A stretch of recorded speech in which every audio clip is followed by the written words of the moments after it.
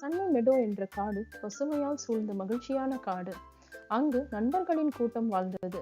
அவர்களுக்கு தலைவன் சிங்கம் லியோ. அவன் எப்பொழுதும் பெரிய வாக்குறுதிகளை கொடுப்பவன்.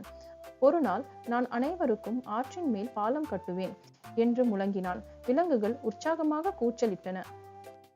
ஆனால் முயல் ரோசி பேசாமல் செயலில் நம்பிக்கை கொண்டவள். அவள் முந்திரி எடுக்க பாடுபட்ட அணில்களுக்கு அமைதியாக உதவினாள்.